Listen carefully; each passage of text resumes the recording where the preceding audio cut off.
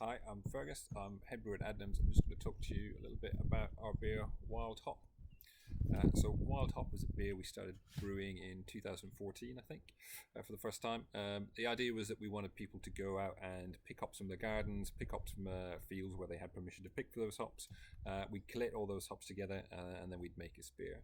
So what we really wanted to do was sort of get people in contact, I guess, with the raw materials that are used in beer. So it's quite easy, even as a brewer, to just see the malted barley that turns over the brewery, or the hops that turn in boxes to use in the beer, and you never really get to see where they're grown or what is involved in the process of picking them and getting back in touch with those raw materials, really. So we thought it was quite a nice idea. We also had this idea of doing a sort of green hop beer. So green hops, or wet hop beer, is essentially when the harvest in September of the sort of commercially grown hops happens. Typically they're dried because they need to be stored for a year, basically, or over the course of a year to use in the beers over that year.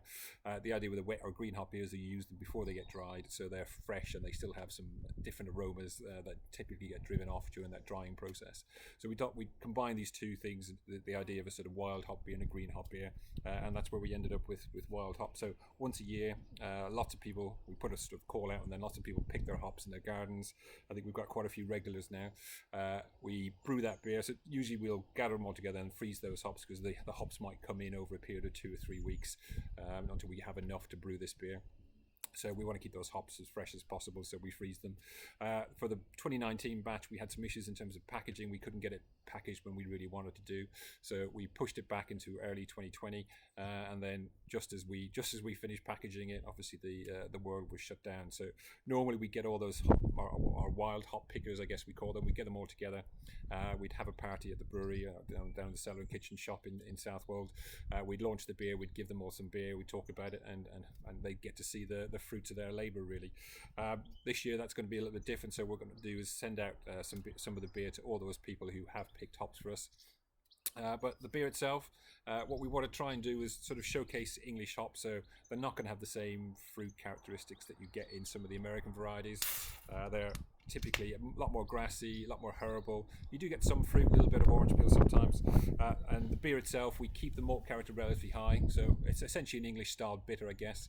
So we've got a decent amount of malt character to sit that extra bitterness on that we're looking for. So the beer, it does have that resinous. It does have that little bit of sort of a grassy pine note, I guess.